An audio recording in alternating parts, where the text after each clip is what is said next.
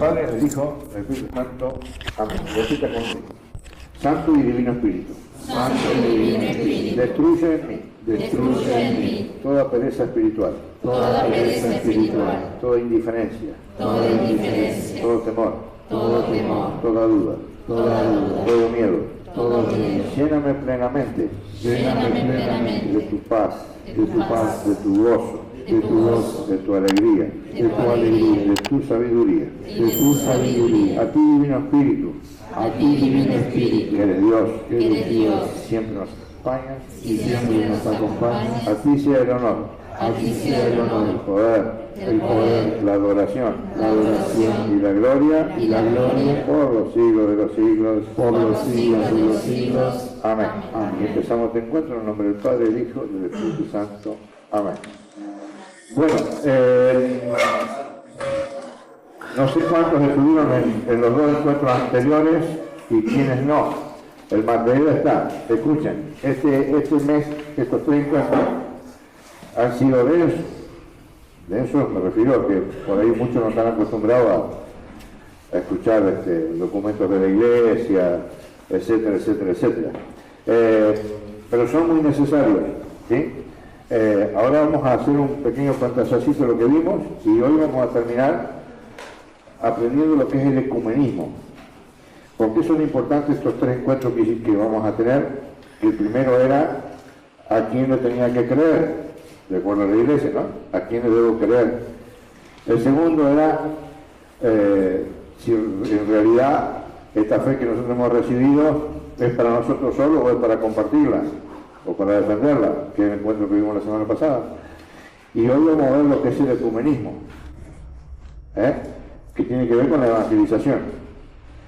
Así que hoy van a ver, prácticamente vamos a estudiar una carta, ¿sí? Del Concilio Vaticano II, que se llama Unitatis Reintegratio. Significa la unidad de los cristianos, ¿sí? Pero lo vamos a ver, ¿sí? De acuerdo a lo que dice la letra y no de lo que se dice que dice la letra, por eso que nosotros hacemos apologética. Y la apologética justamente es poder hablar de algo con los argumentos que validen lo que uno dice, sino queda siempre en cuestiones personales. Y ese es el gran problema que tenemos en la iglesia hoy. Todos pensamos diferente y no puede ser eso así, porque Cristo quiso que todos seamos uno. Bueno, entonces, así como para redondear un poquito nada más, habíamos visto en el primer encuentro en qué creíamos. ¿Y en qué creíamos? ¿En qué deberíamos creer? De a uno, por favor. De uno. En la palabra, en el magisterio Y en la tradición. y en la tradición. Perfecto. Palabra, que eso es la palabra, la Sagrada Escritura, ¿no? Sí, exacto, la Biblia. Perfecto. La Sagrada Escritura.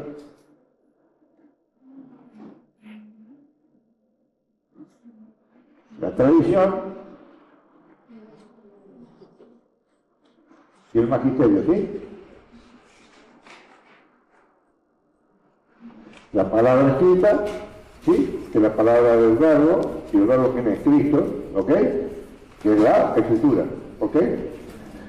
La tradición, que es lo que Dios enseñó a quién, a los apóstoles, vayan y prediquen el evangelio a toda criatura, el que cree y se bautice sabrá que no se condenará, Vayan y lleven el evangelio a todo el mundo, bauticen en el nombre del Padre, del Hijo y del Espíritu Santo, ¿se acuerdan?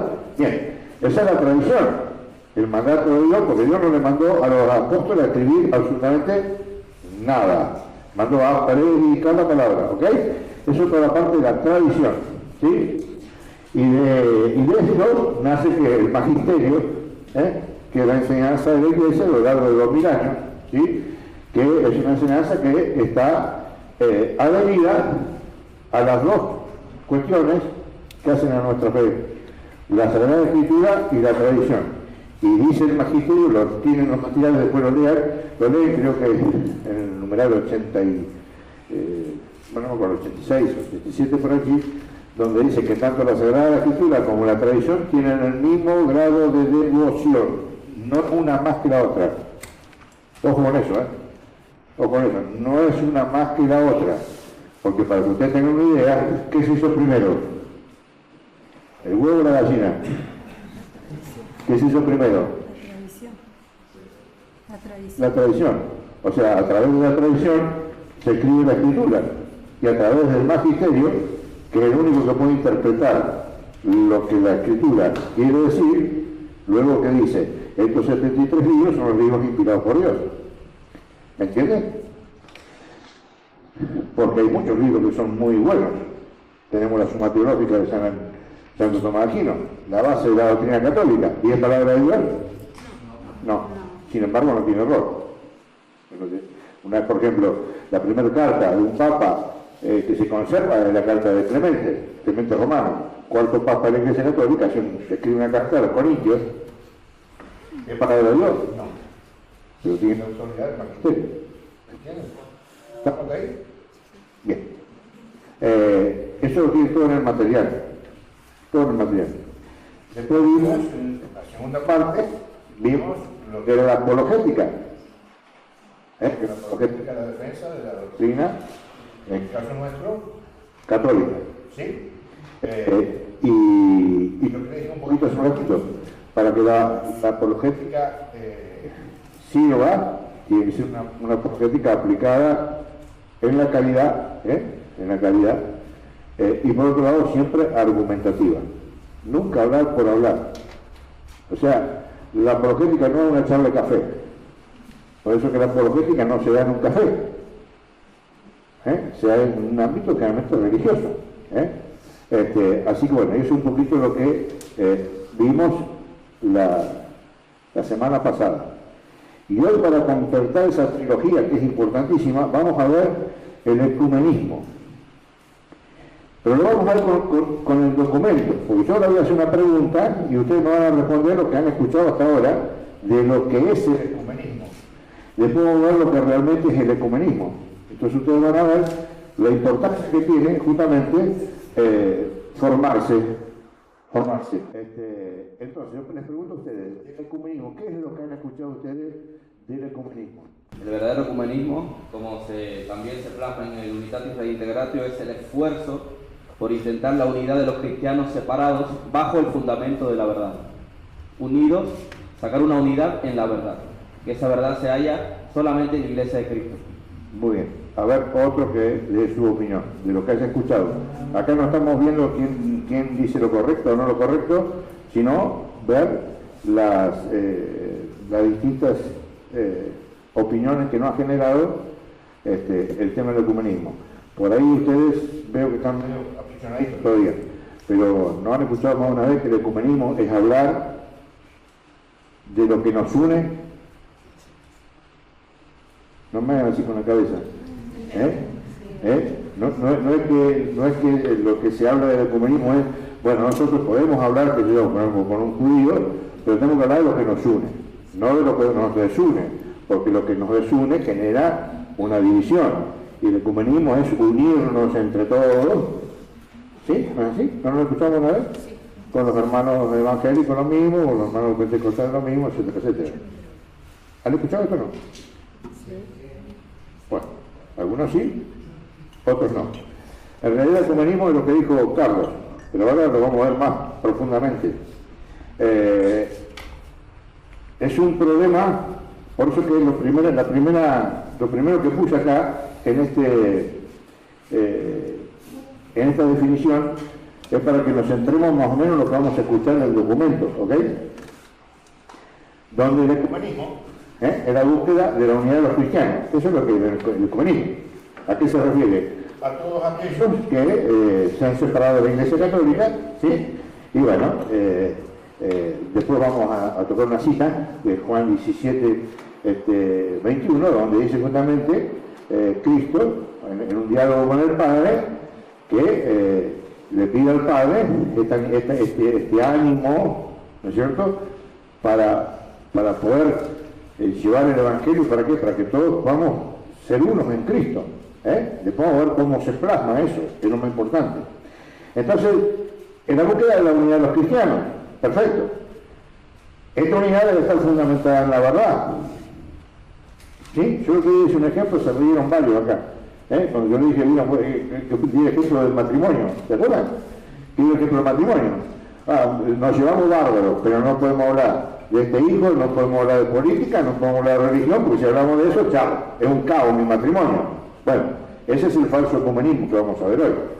El verdadero ecumenismo es aquel donde la verdad está en primer plano. ¿Ok? Y utiliza el diálogo como herramienta para lograr el objetivo. ¿Cómo hago yo para unirme con el otro hermano? A través del diálogo. El problema es que hoy el diálogo ya no es una herramienta para lograr el objetivo. Es el objetivo. O sea, el objetivo es poder hablar con alguien, nada más. O sea, es un diálogo vacío. ¿Ves? El diálogo es la herramienta para lograr la unidad, pero presentando ¿qué? La verdad. ¿Y quién es la verdad? Cristo. ¿Y dónde está depositada esa verdad? No sé si lo vimos acá. En la iglesia, 1 Timoteo 3:15. La iglesia es columna y fundamento de esa verdad. Entonces, en definitiva, una buena definición cortita, ¿sí? Ahora lo vamos a ver con el documento, es que el ecumenismo es la búsqueda de la unidad en la verdad. Unirnos en la verdad, ¿sí? A través del diálogo. ¿Quedó claro eso? Bueno, miren, seguimos. Este es el primer punto, donde la iglesia pone una condición. Fíjense que la primera condición la vamos a ver en este escrito. O sea, no cualquiera puede entrar en el ecumenismo. No. Solamente los que invocan ¿a quién? A la Santísima Trinidad. Dios Padre, Hijo y Espíritu Santo. Esto se los voy a leer porque lo tengo que leer porque esto es lo que dice el documento. ¿Ok? Miren lo que dice. Promover la restauración de la unidad entre todos los cristianos es uno de los fines principales que se ha propuesto el Sacrosanto Concilio Vaticano II. O sea que es justamente el ecumenismo, el que vamos a ver ahora, no el práctico, ¿sí? Es lo que se había propuesto justamente este concilio que se hizo en el año 1962 en adelante. Miren, dice, miren las cosas que dice, por favor. Hay algunas cositas que yo pongo en negro porque son centrales. Dice, puesto que única es la iglesia fundada por Cristo Señor. Entonces, Cristo tiene una iglesia, no dos, una.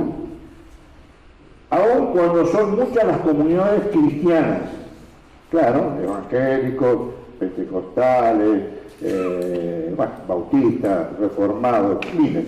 Entonces dice que una es la iglesia fundada por Cristo, aunque hay un montón de comunidades cristianas, ¿ok? Que se presentan a los hombres como la herencia de Jesucristo. En este movimiento de unidad llamado ecuménico participan los que invocan al Dios Trino. Ahí está el punto. El ecumenismo se hace solamente ¿con qué? Con aquellos que invocan al Dios Trino. No con cualquiera. Con aquellos que creen en un Dios, tres personas. El Padre, el Hijo y el Espíritu Santo. Y no se lo voy a leer, pero se lo voy a leer a ver si lo encuentro rápido. Porque hay una cosa que es muy importante. A ver si lo tengo por acá. Y si no se los digo, después lo pueden buscar. Búsquenlo después. Donde dice que a Dios le repugna. En el documento, después lo buscan. En el mismo punto dice que a Dios le repugna la situación de los cristianos de hoy. Les repugna. Y para todos los cristianos los católicos, bueno, si vos sos aquello está bien, si vos sos aquello está bien, está todo bien. Bueno, el documento que es un documento magisterial, dice que a Dios le repugna la separación que existe hoy entre los cristianos. Entonces, acá nos quedan dos cositas en claro. ¿Cuáles serían? Que hay una iglesia, ¿está claro eso? ¿Sí o no? Sí. Una iglesia, y que los que participan en el ecumenismo son aquellos que invocan a un Dios trino. ¿Ok? O sea, la unidad se tiene que generar ahí, Porque nosotros no podemos generar unidad con los musulmanes, que tienen un Dios diferente. ¿O no? Ni con los judíos, que no creen en Cristo tampoco. ¿Ok? Ni con los mormones, ni con los testigos de Jehová, que no creen en Cristo, no creen en la Santísima Trinidad. ¿Ok? No creen que Jesucristo es Dios. Vamos despacito. Miren, esto es muy importante. En el punto 2, yo no les puse todo el documento porque es muy largo, pero también todos los documentos también de la Iglesia redundan también en muchas explicaciones, etcétera, así que tratar de sacarlo lo más interesante. Después pueden leerlo todo, ¿no? Miren, el principio católico sobre el ecumenismo es esto: la unidad y unicidad de la Iglesia son cosas distintas. Son cosas distintas, la unidad de la Iglesia y la unicidad de la Iglesia, es una, ¿ok? Miren lo que dice. Dice, Cristo, antes de ofrecerse a sí mismo en el ala de la cruz, como víctima inmaculada, oró al Padre por los creyentes, diciendo, escuchen, este es el deseo de Cristo. Por eso que dice en este documento que a Cristo aborrece la situación de los cristianos de hoy. Porque justamente fue la cruz, ¿para qué? Para que todos seamos uno en Él. ¿Ok? Diciendo que todos sean, esto está en Juan 17, 21, que todos sean uno, que todos nosotros seamos uno, como tu Padre estás en mí y yo en ti, para que también ellos sean en nosotros y el mundo crea que tú me has enviado. Y ahí hace una aclaración en el documento que son fundamentales. ¿Cómo el mundo va a creer? ¿Cómo el mundo va a creer si estamos todos peleados? Entre hermanos andamos con perrigatos. Entonces el mundo no puede creer. Porque ¿cuál es la... ¿qué le lleva a nosotros al mundo? Divisiones, iras, disensiones, peleas. Y el mundo crea que tú me has enviado e instituyó, acá está el punto, miren, acá está el punto, por eso yo esto se los traigo acá a la mesa, porque después que ustedes salgan acá, si creen realmente que la Iglesia, el magisterio de la Iglesia, es el que interpreta la Escritura, la verdad de las cosas, ustedes no pueden salir más acá diciendo que todo es lo mismo, que no importa nada, que el tema es poder sentarse a hablar con un hermano, etcétera, etcétera. No, un católico en serio tiene celo apostólico, que tienen los apóstoles. ¿Y cuál es el celo apostólico de los apóstoles? El hecho de querer que todo el mundo se salve y siga el conocimiento de la verdad. Nuestro deseo tiene que ser que todos se salven. Ay, pero yo soy testigo de Jehová, yo te amo, hermano, quiero que vos te salves, pero no te vas a salvar si no sigas la verdad, porque no hay salvación fuera de Cristo. Eso está no lo vamos a ver ahora por otro tema, Hechos 4:12. No hay bajo el cielo dado a los hombres otro nombre por el cual se puede salvar que no sea Jesucristo. Entonces nosotros no es que hagamos estas cositas para creer que nosotros somos los fenómenos, estos son los que creen que se salvan. No. Esto es para entender que esa unidad, escúchenlo porque lo vamos a leer ahora. Este prólogo chiquitito se los dice, porque fíjense lo que dice la Iglesia. Entonces a veces le hacemos decir a la Iglesia cosas que la Iglesia no dice. Porque esa unidad, escuchen por favor, y el Rosario todos los días, hoy habrá rezado en el quinto ministerio luminoso la institución del admirable sacramento del altar, ¿o no? ¿Sí? Muy bien. Entonces fíjense lo que dice Unitatis Reintegratio, capítulo 1.2,2. Dice que instituyó en su iglesia el admirable sacramento de la Eucaristía. Y escuchen por favor, por medio del cual se significa y se realiza la unidad de la iglesia. No hay otra manera. La única manera que haya ecumenismo real es cuando los que no reciben la Eucaristía vuelvan ¿a qué? A hacerse uno con Cristo en la Eucaristía. Esto es medio complicado, pero pongamos en el corazón para ver si podemos entender esto, que es un misterio. Es un misterio lo que les voy a decir, pero está escrito ahí. En la oración del Padre, mira lo que dice: oró al Padre, Cristo al Padre, diciendo que todos sean uno. O sea que nosotros podemos ser uno o no. ¿Sí, no? ¿Está claro eso? Que todos sean uno a nosotros,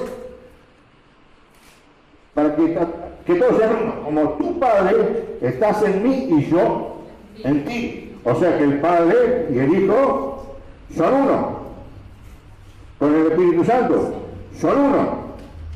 El misterio es que nosotros, ya me fui por otro lado, pero bueno, no me lo puedo callar. Nosotros podemos entrar en esa unidad del Padre, del Hijo y del Espíritu Santo. ¿Cómo es eso? Sí, vos, yo, podemos entrar en el misterio de la Trinidad. O sea que nosotros podemos entrar en esos tres. O sea, nosotros somos el cuarto. No. Podemos nosotros formar parte de los tres en uno. Hasta ahora no entendieron uno, pero es muy fácil. Dice Juan 6, 56, dice que el que come mi cuerpo y bebe mi sangre permanece en mí y yo en él. Por eso que en la Eucaristía nosotros hacemos uno en Cristo. Y si nos hacemos uno en Cristo, nos metemos derechito ¿dónde? En Dios, en la Santísima Trinidad. Por eso que la Iglesia dice perfectamente que esa unidad entre los cristianos, sean de la denominación que sea, ¿sí?, se realiza solamente en un lugar. Porque yo, así como me hago uno en Cristo, si Enzo come a Cristo, él entró en la divinidad de Cristo y yo también. Entonces, si los dos estamos unidos a Cristo, yo estoy unido a Enzo. Y Enzo a Andrés, y Andrés a Juan, y así, etcétera. Por eso que ese es el misterio, es el gran misterio de la unidad de los católicos. Pero eso ¿dónde se puede realizar? ¿En un café porque nos ponemos de acuerdo? ¿En lo que nos queda bien? No hay unidad sin la Eucaristía. Por eso que la Iglesia mismo te dice que esa unidad, primero te dice que la Iglesia instituyó el sacramento de la Eucaristía. Pregunto yo, fíjense el demonio que jodido que es. Hoy estábamos hablando con Sonia, ¿no? Justamente de la Eucaristía. Es central. ¿Quién cree en la Eucaristía? Sí, yo sé que ustedes creen en la Eucaristía, pero hablando de iglesia, ¿cuál es la iglesia que tiene la Eucaristía? La católica. El demonio me va a decir a ustedes que el demonio le va a decir a los protestantes, muchachos, vengan a la iglesia católica, que es fantástico, vamos a entrar a la Eucaristía. No, ¿saben qué les mete en la cabeza? ¿Saben qué quieren los católicos? Que ustedes vayan arrodillados ahí a humillarse y entrar a esa iglesia que la gran ramera, la gran renónica, que el Papa es anticristo, etcétera. Así trabaja el demonio. No coman eso, que eso es un símbolo, ahí no está el cuerpo, no está la sangre de Cristo. Pregúntame yo una cosa, ¿qué le dijo Jesús a Adán y Eva? Coman de qué árbol. Coman de cualquier árbol. Menos de este. ¿Qué hizo el demonio? Come de este. Papá, ¿qué problema tenés? Come de este también. Comimos de ese árbol y ¿qué pasó? Entró el pecado.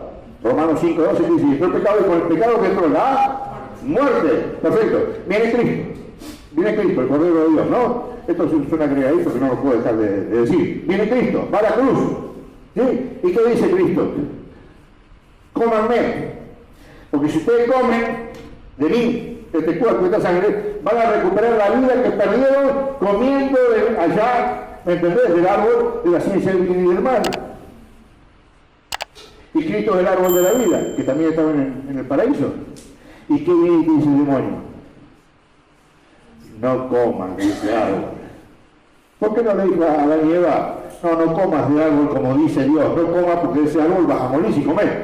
Allá le dijo que coma, y esto es la muerte. Y acá que Dios te quita la vida, con el árbol de la vida, digan que por 22:18 de Apocalipsis van a ver que Cristo es el árbol de la vida. Cristo dice, coman de este árbol ahora y van a vivir. ¿Y qué dice el demonio? No. De ese árbol no coma. ¿Y qué hace el hombre? No come. Entonces, ¿qué pasa? Permanece en la muerte. ¿Se dan cuenta por qué? Porque es importante la Eucaristía. Todo el ecumenismo se significa en la Eucaristía. ¿Que está dónde? En la única iglesia de Cristo. Si quieres saber cuál es la iglesia de Cristo, es muy fácil, la que tiene la Eucaristía. Sencillito. Bueno, ¿se entendió más o menos?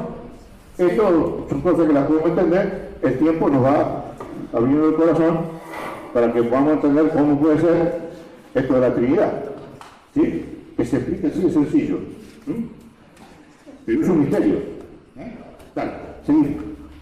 Vamos a explicar esto. Los hermanos separados, miren, yo les voy a explicar esto de una. El ecumenismo se hace con aquellas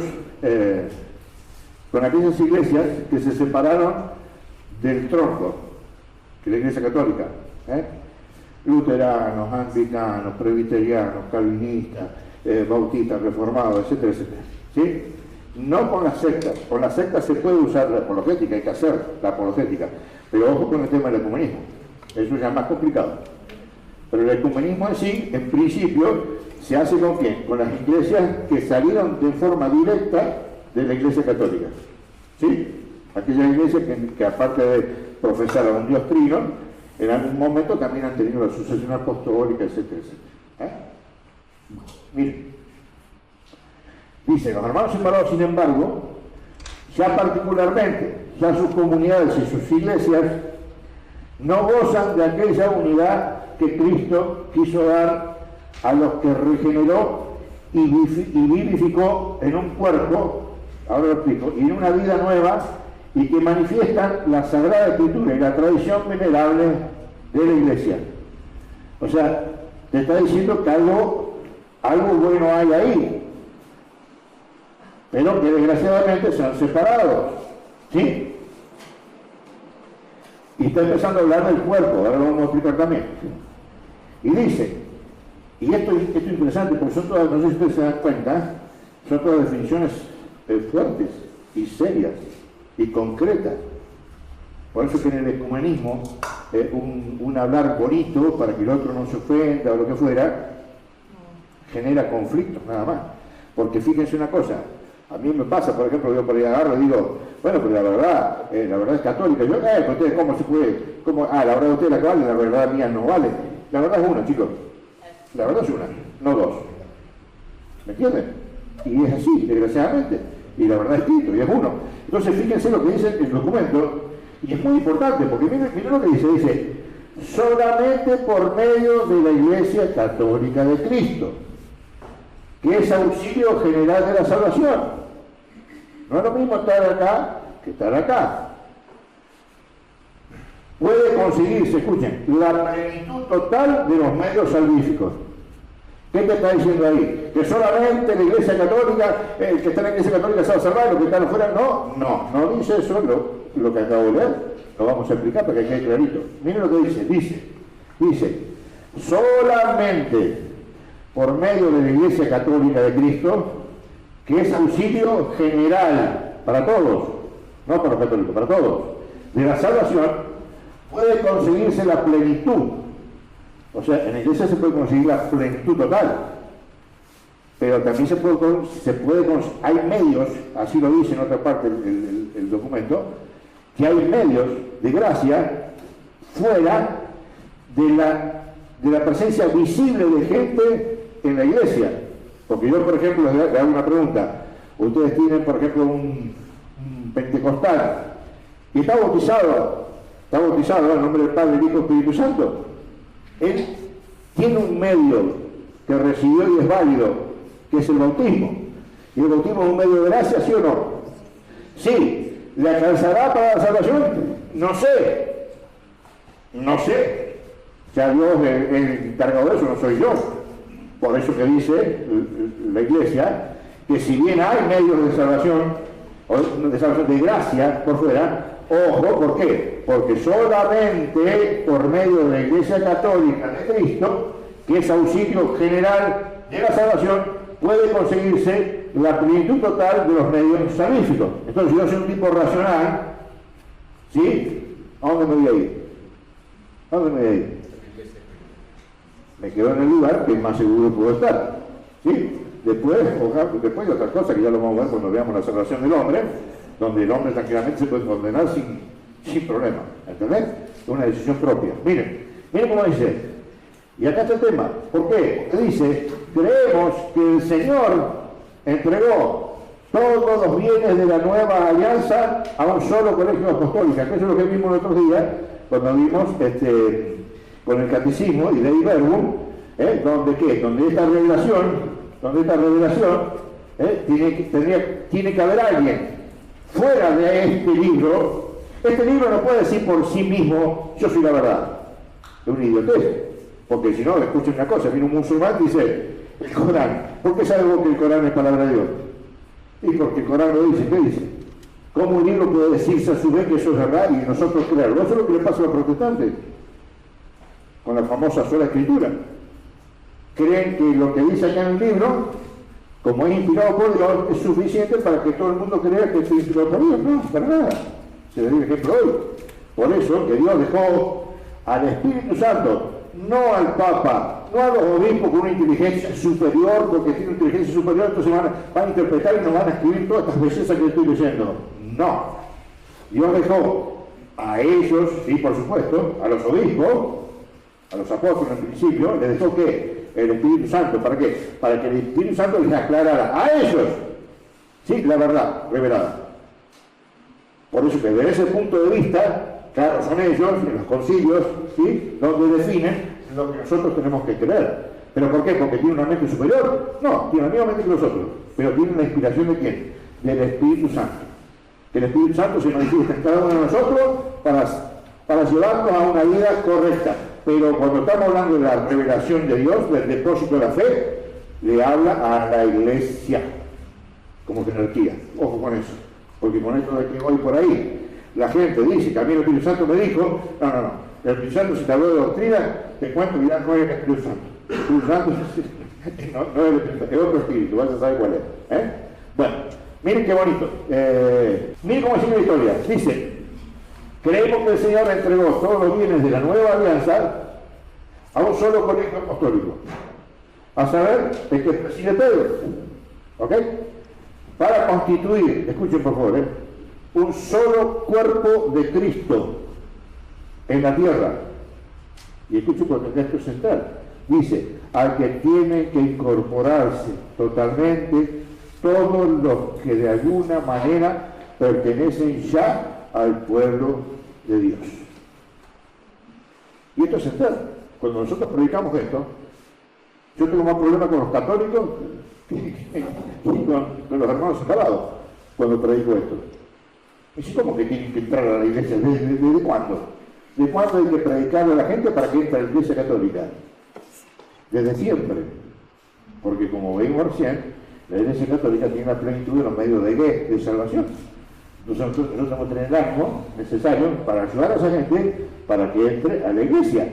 ¿Por qué? Porque si bien ya son pueblos, lo acabo de ver, son pueblos. ¿Por qué son pueblos? ¿Por qué son pueblos? Porque tienen el bautismo. Porque tienen el bautismo. Entonces también son hijos de Dios, ¿o no? Son hijos de Dios, ¿sí? Pero son como el hijo pródigo. Se fueron. ¿Y qué está esperando el padre? Que el hijo pródigo vuelva. Porque ¿dónde está la seguridad? En su iglesia, en su casa. Y la iglesia es la casa de Dios vivo, por el único fundamento de la verdad. Entonces, ¿dónde mejor va a estar un hijo que ahí? Por eso que la iglesia no los desecha, no dice, no los desecha, al contrario. Al contrario, los anima ¿a qué? A que vuelvan ¿a qué? A la iglesia. Para que no solamente gocen de la gracia que se les dio a través del bautismo, sino que gocen de la gracia que la iglesia le da, ¿con qué? En la liturgia, con todos los sacramentos. Que es la única forma que se recibe la gracia. La gracia no viene de un arbolito y no se compra en el kiosco. La gracia Dios instituyó en la iglesia, ¿sí? No solamente el sacramento de la Eucaristía, 7 sacramentos que son fuentes de gracia. ¿Me entienden? Bueno, ¿quedó claro nuestra cosa? No son ideas. No son ideas de ese que les gusta hacer por los créditos. No son ideas. Esto es lo que piensa la iglesia. Y yo como católico tengo que pensar cómo piensa la iglesia. ¿Y cómo tengo que trabajar en función de esto? Como la iglesia me manda. Y así de sencillo. O sea que dice acá, que al que tienen que incorporarse totalmente todos los que de alguna manera pertenecen ya al pueblo de Dios. Y bueno, ¿y cómo van a entrar? ¿Cómo? Vamos a una convocatoria, como cuando hacemos para como un asado. No, hay que llevarle a Cristo. Después ellos tienen en su voluntad lo que quieran decir. Sigamos. ¿Me van sonando hasta acá o no? Vamos bien, ¿no? Vamos bien. Bueno. Es que si podemos entender todas estas cosas, después cuando empezamos a ver la Santísima Trinidad, que Jesús es Dios, la Iglesia, etcétera, etcétera, lo van a poder entender. Pero hay que entenderlo a la luz de lo que dice la Iglesia. Si no, en este punto, miren, esto es importante, esto es importante. Esto es un agregado, si lo pongo, esto corre por cuenta mía. Que el ecumenismo implica conversión. El ecumenismo implica conversión. Alguien se tiene que convertir. No somos dos que nos ponemos de acuerdo para hablar la cosa linda y lo feo lo dejamos. No. Hay que generar una conversión. ¿Y de dónde sale esa conversión? De aceptar la verdad. Así es fácil.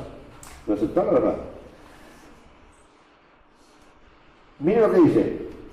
En el capítulo 1 seguimos en el 4.4, dice, todos finalmente, bueno, aquí hay varias cosas que yo no puse, bueno, no podemos, ¿no?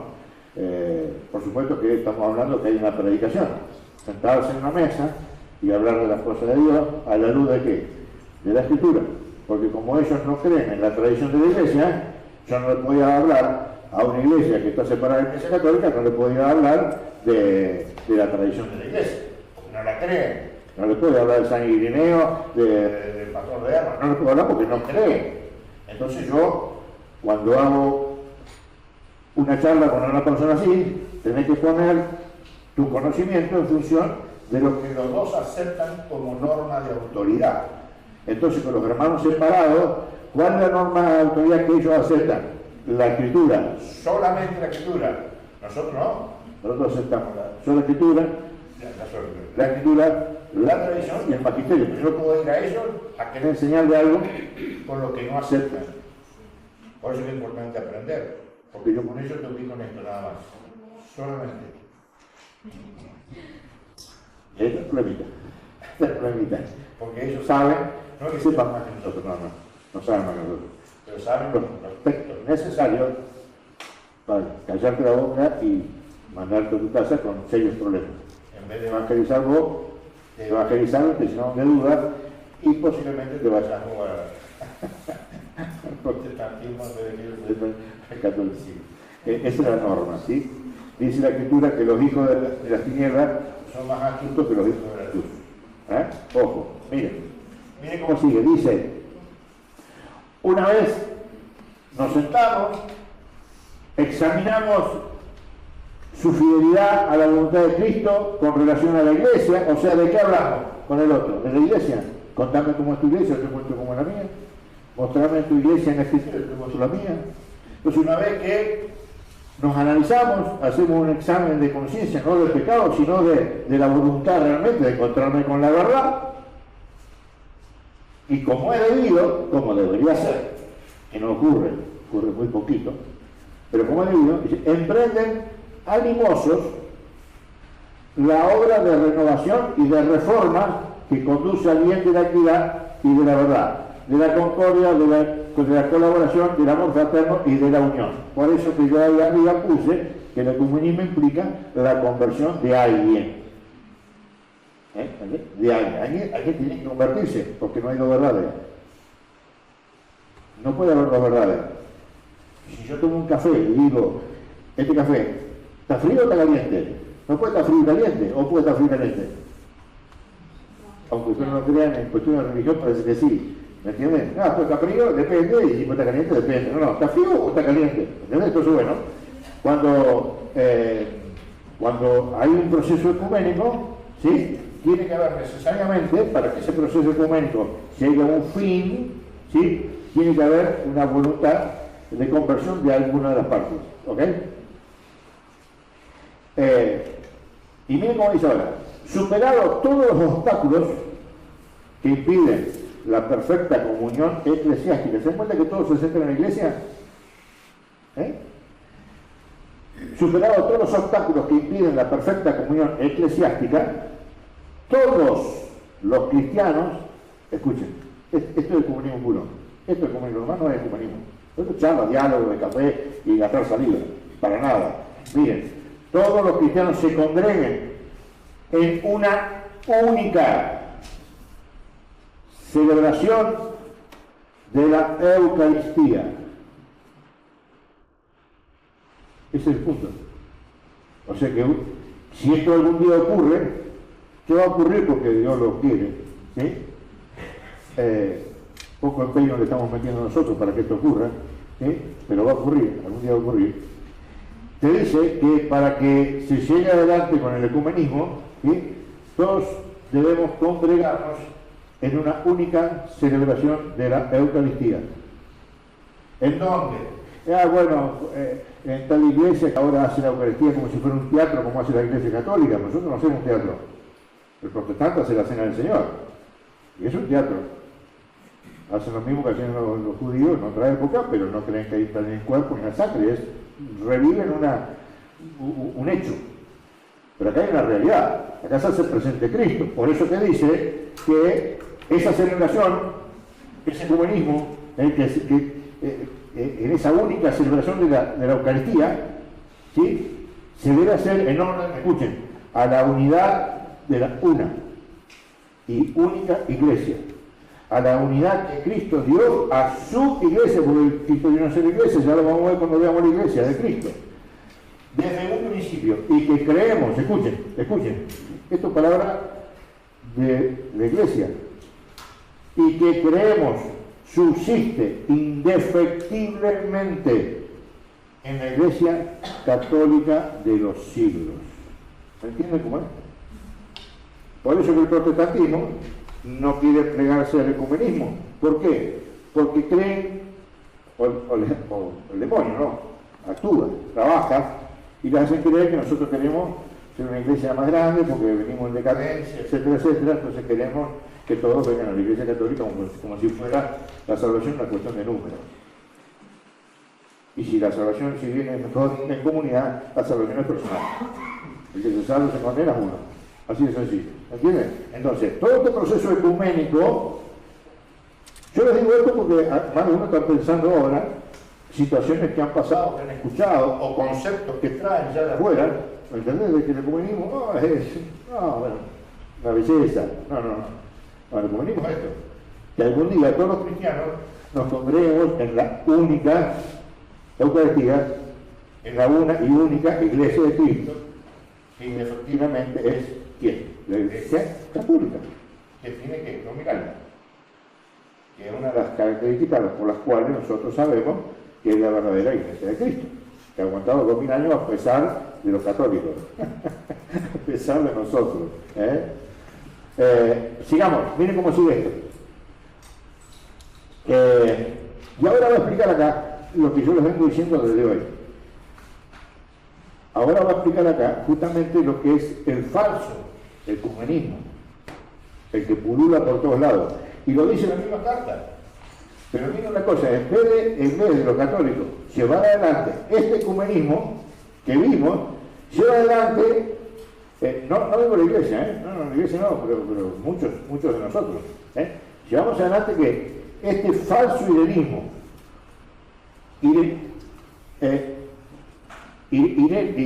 irenismo significa paz, ¿sí? Falso irenismo significa falsa paz. Vuelvo al ejemplo del matrimonio. Estamos en paz, está todo fenómeno, hasta que hablas del temita que no tenés que hablar. Cuando hablas de ese temita, chao, hace 3 días sin mirar la cara a tu mujer 3 días sin prepararte ni un mate. ¿Me entienden? Esa es la falsa paz. En lo ecuménico van a ver lo que es, porque lo vamos a leer. Miren lo que dice. Y después les voy a dar un ejemplo de ecumenismo real. De hoy. Ecumenismo real. Lo tengo acá, después se lo voy a leer. Miren. Dice. Ahora nos pasamos al capítulo 2, en el punto 11.11. Dice. En ningún caso Porque después está esta, ¿no? Yo recibo muchas objeciones con eso, ¿no? No, pero la forma, ¿viste? La forma, ¿no? Que no es un proceso, no, porque pa. Yo hablo con Paola hoy, yo no sé si mañana voy a poder hablar con Paola. Entonces el tiempo de hoy que yo tengo para hablar con Paola es un tiempo precioso para hablar de Dios. Y que dé lo que tenga que dar. Por eso que el documento va a decir una cosa que es fantástica. Por eso como vos tenés argumento, ¿por qué tengo que ser de la manera de que los demás quieren que sea? Si yo tengo que ser como la iglesia me manda a hacer. Y en el aspecto documental, ¿cómo se manda a hacer la iglesia? Escuchen qué dice. En ningún caso es ningún caso, ¿no es cierto? No, pero sí. No. La iglesia dice en ningún caso. ¿Qué significa en ningún caso? En ninguno. Ay, pero es muy jovencito. En ningún caso. Ay, pero es muy viejito. En ningún caso. Ay, pero está enfermito. En ningún caso. ¿Qué tienen por ningún caso? O sea, porque si no el documento diría en ningún caso, a excepción del caso que Pablo propuso. No, Pablo no propuso ningún caso, y la iglesia dice que en ningún caso, porque le digo, que empezado este tipo diciendo en ningún caso, porque miren cómo sigue la escritura, dice, en ningún caso debe ser obstáculo para el diálogo con los hermanos, el sistema de exposición de la fe católica. Entonces nosotros hablamos con el protestante y cuando nos dice que ellos tienen la Santa Cena del Señor, le decimos, ¡ay, nosotros también tenemos la Eucaristía! La ponemos en el mismo nivel. No tiene nada que ver. Son cosas que agua y aceite no tienen nada que ver. Entonces nosotros no estamos exponiendo la fe católica. ¿Me entienden? Miren cómo sigue. Es totalmente necesario que se exponga con claridad toda la doctrina. Por eso que ustedes tienen que estar acá. Y Dios los ha traído acá. ¿Para qué? Para que aprendan qué. La doctrina. ¿Qué van a exponer si no saben la doctrina? ¿Qué vas a exponer si no saben la doctrina? La iglesia te dice que es necesario exponer con toda claridad la doctrina. Vamos a ver para qué. Dice, y acá lo explica, miren, esta frasecita es terrible. Dice, nada es tan ajeno al ecumenismo como el falso iranismo. Hablar de lo que nos une. Es una falsa paz. No existe. Por eso que dice que la doctrina católica tiene que ser expresada en su totalidad. ¿Saben por qué? Y esto se lo digo por experiencia. Porque a veces los católicos creemos que somos nosotros los que convertimos. Entonces, a ver, ¿cómo es? Vamos a poner un ejemplo. Bueno, ¿cómo te llamas? Emiliano, ¿cómo te va? Muy bien. Vamos a tomar el ejemplo a Emiliano. Resulta ser que yo conozco mucho a Emiliano por un amigo, etc. Entonces, y Emiliano es medio introvertido, y Emiliano esto. Entonces yo quiero utilizar mis capacidades psicológicas para ver cómo hago yo para que a él le llegue la palabra de Dios. Entonces yo pienso, hasta que lo agarro a Emiliano, hablamos ahí, resulta que Emiliano me escuchó y nunca más apareció. No le interesó, porque no le fui a hablar en nombre de Cristo, le fui a hablar en nombre mío.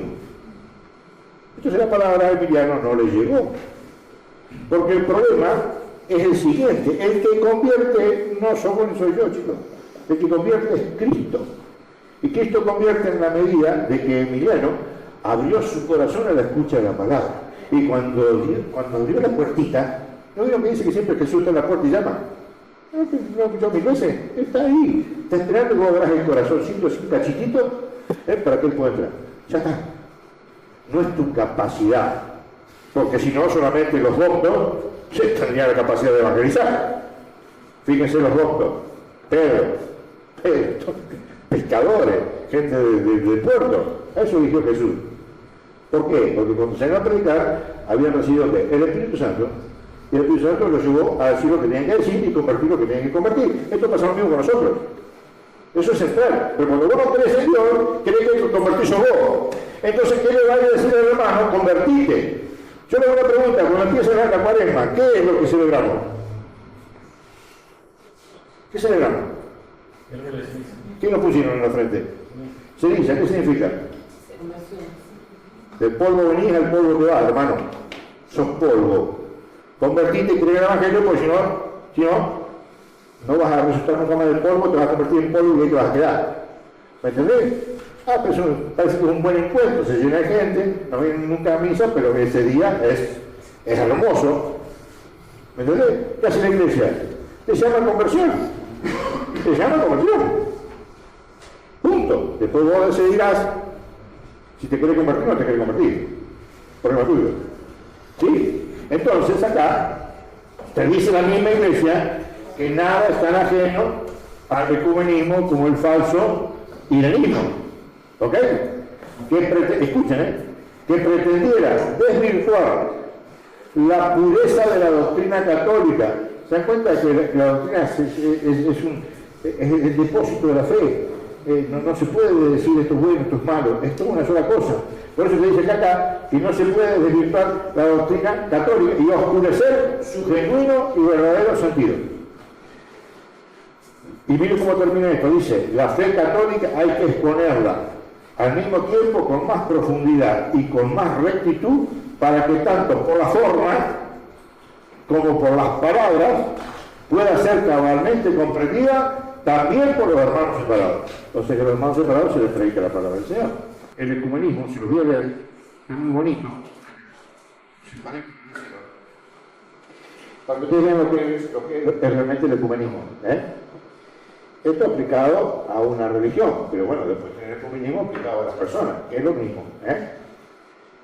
Dice, un ejemplo de lo encontramos en la masiva conversión de los anglicanos que han regresado a la comunión plena con la Iglesia Católica, ¿no? ¿Por qué? Porque aceptaron una constitución apostólica, ¿sí? Que se llama Anglicanorum Coetibus. Y miren lo que dice, por medio de la institución de los ordinariatos personales, conservan elementos cruciales de espiritualidad. O sea, la espiritualidad que ellos traen no es que sea mala, la conservan. No hay ningún problema. De liturgia, hay algunos elementos de liturgia que ellos conservan, que también lo conservan. Dice, disciplina, que forman parte del patrimonio anglicano, que ya tiene casi 500 años. ¿Sí?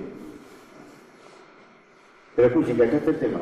Este es el ecumenismo, dice, pero a su vez, dice, aceptan la fe católica en su integridad y reconociendo la primacía jurisdiccional del Papa, la jerarquía, estando sujetos, escuchen, a la Congregación para la Doctrina de la Fe y a los demás dicasterios de la curia romana según sus competencias. ¿Entienden? Ese es el ecumenismo. Por eso que yo ahora, ¿en qué participan? En lo central, que es ¿qué? La Eucaristía. ¿Me entienden? Eso es el ecumenismo, puro. Y para ir terminando, después podemos preguntarnos unas preguntitas, para ir terminando, hay dos cartas, ¿sí? Que las vamos a leer acá, de este tiempo, del Concilio Vaticano II para acá, donde nos explican un poquitito, Juan Pablo II, en esta carta muy linda, se llama Unum Sin 18, bueno, en el capítulo 18, 31, 38, se los sapé, que significa que sean uno. Y miren lo que dice, es muy lindo, dice, basándose, dice, en una idea que el mismo Papa Juan XXIII, el que habla del Concilio Vaticano II, ¿sí?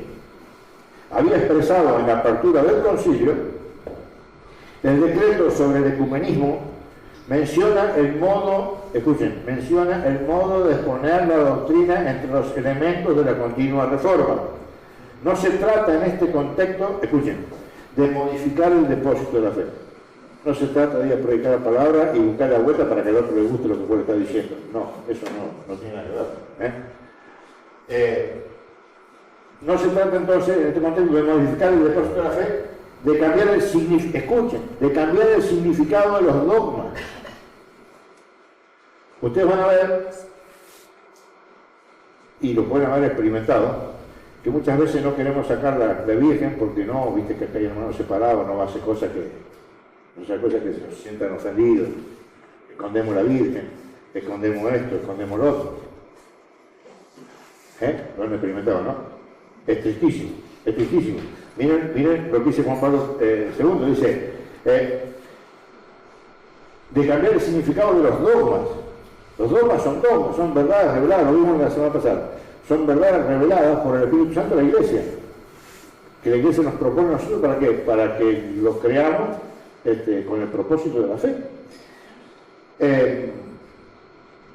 De adaptar la verdad, escuchen, a los gustos de una época, lo que le estaba diciendo a todo el tiempo.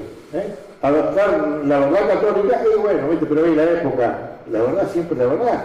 La palabra de Cristo, del alfa, el omega, el principio y el fin. Va a pasar la tierra, pero mi palabra va a quedar inmutable, porque son para todas las generaciones. Cristo no habló para aquella época, habló para siempre. Miren, dice,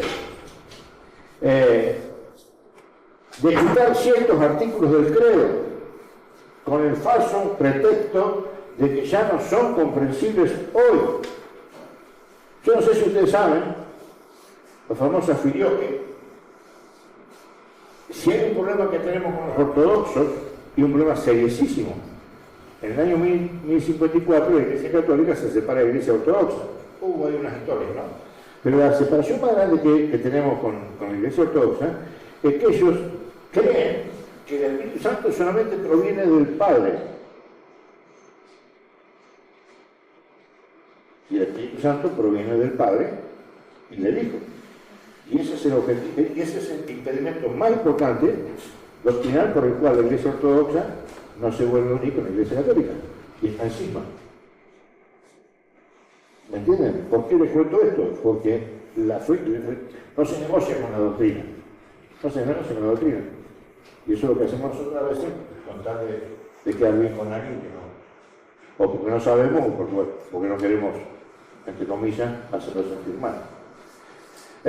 Dice, la unidad querida por Dios solo se puede realizar, escuchen, en la adhesión común al contenido íntegro de la fe revelada.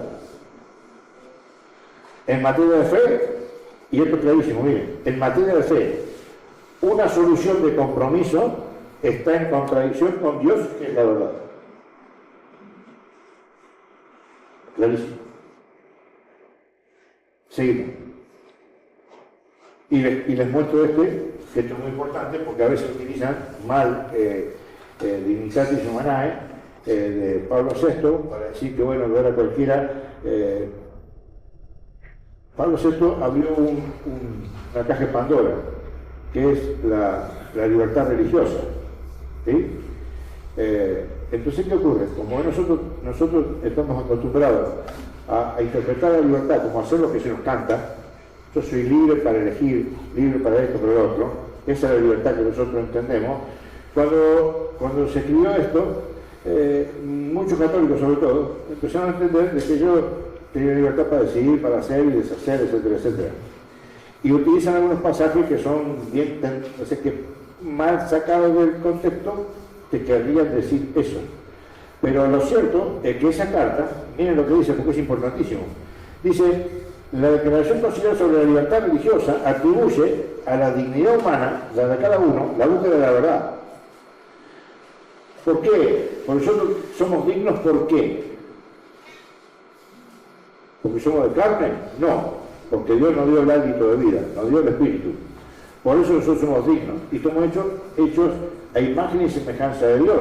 Por eso que todos nosotros tendemos a hacer el bien, por más que hagamos el mal, pero siempre tendemos a hacer el bien. ¿Por qué? ¿Por eso somos buenos? No, porque tenemos dentro el Espíritu de Dios. ¿Me entienden? Entonces, fíjense lo que dice. Dice que la libertad del hombre no es que yo me puedo ir para allá, para allá, no. La dignidad del hombre y la libertad del hombre, bien ejercida, es tender hacia el bien. Siempre. Cuando vos ejercés tu voluntad y haces algo malo, no estás tendiendo al bien. Estás tendiendo al mal, entonces estás usando mal tu libertad. Porque el amor de Dios, ¿dónde se manifiesta? En que nos hizo libres. Nos hizo libres para tener la voluntad para hacer el bien o para hacer el mal. Si no, sería un dictador. Porque si Dios podría manejar los hilos y hacer que todos hagamos las cosas bien, yo estaría después de cada uno de ustedes. No tenía sentido, ¿me entienden? Entonces acá dice este documento, que es muy importante, dice que la libertad religiosa atribuye la dignidad humana a la búsqueda de la verdad. ¿Y dónde está la verdad? ¿Quién es la verdad? Cristo. ¿Dónde encontré esa verdad? En la iglesia. No hay más, chicos. La verdad no se encuentra en un libro. Yo le puedo dar a cualquiera de ustedes este libro, se saben de memoria. ¿A qué le sirve? Para nada. Este libro sirve cuando uno lo entiende a la luz de la enseñanza del magisterio de la iglesia, si no es imposible saberlo. Es un montón de palabrerío que no va a entender nunca. Entonces dice, sobre todo en lo que se refiere a Dios y a su iglesia, y a la adhesión a sus exigencias. ¿Se dan cuenta? Uno tiene que adherirse a ¿qué? A sus exigencias. Entonces, si vos te pones a pensar, ¿de qué libertad me estás hablando para los sextos? La libertad que corresponde, la libertad que te lleva a Dios. A ver, la escritura habla de la libertad en todo tiempo, ¿sí o no? Sí, y habla de esclavitud. Y cuando habla de esclavitud, ¿de qué habla? Del pecado. Del pecado. Del pecado. Cuando la escritura habla de esclavitud, habla de la esclavitud del pecado. Cuando habla de la libertad, ¿de qué habla? De la libertad de los hijos de Dios. De todos los que pueden seguir, ¿qué? A Cristo. ¿Y ahora cómo va a seguir a Cristo? En su iglesia. Por eso dice ahí, y adherirse a sus exigencias, porque claro que la iglesia tiene sus exigencias. Fíjense los 10 mandamientos. ¿No son exigencias? Dije, no. Son exigencias. No esto, son exigencias. Dice, por tanto, y esto es la definición, dice, por tanto, un estar juntos, que traicionase la verdad, estaría en oposición con la naturaleza de Dios, que ofrece su comunión y con la exigencia de verdad que está en lo más profundo de cada corazón humano. Ese es el famoso ecumenismo.